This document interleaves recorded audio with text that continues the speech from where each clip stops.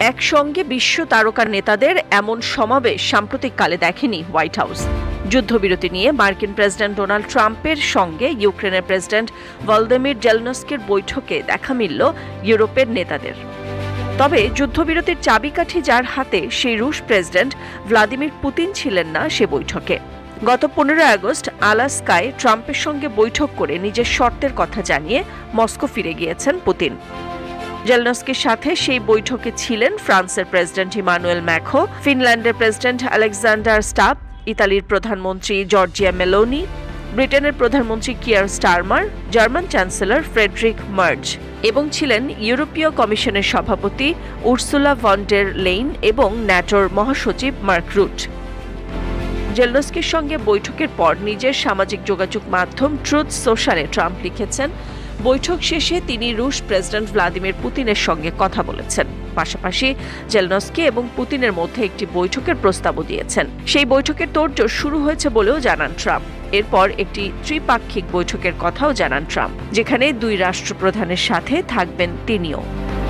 বিশ্লেষকদের মতে পুতিনের শর্ত, জেলনস্কির আর্জি সব মিলিয়ে ট্রাম্প এরই মধ্যে জানিয়ে দিয়েছেন যে 2014 সালে রাশিয়া অধিকৃত ইউক্রেনীয় ভূখণ্ড ক্রিমিয়া আর ফেরত পাবে না ইউক্রেন। পাশাপাশি ইউক্রেনের দীর্ঘদিনের আর্জি খারিজ করে ট্রাম্প ঘোষণা করেন, আমেরিকার নেতৃত্বাধীন সামরিক জোট ন্যাটোর অন্তর্ভুক্ত হতে পারবে না জেলনস্কির দেশ।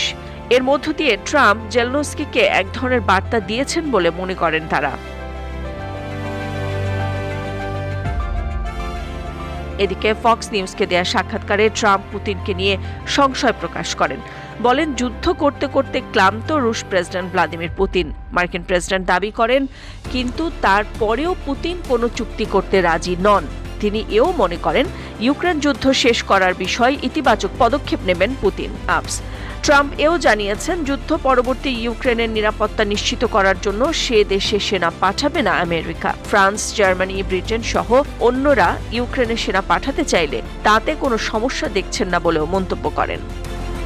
সবশেষে যুদ্ধ নিয়ে ট্রাম্প কতটা বিচলিত তার মন্তব্যে তার প্রমাণ মেলে। মার্কিন প্রেসিডেন্ট দাবি করেন, যদি তিনি রাশিয়া ইউক্রেন যুদ্ধ থামাতে সক্ষম হন তবে স্বর্গে যেতে পারেন। নাদিরা জাহান, নিউজ ডেস্ক, সারা বাংলা।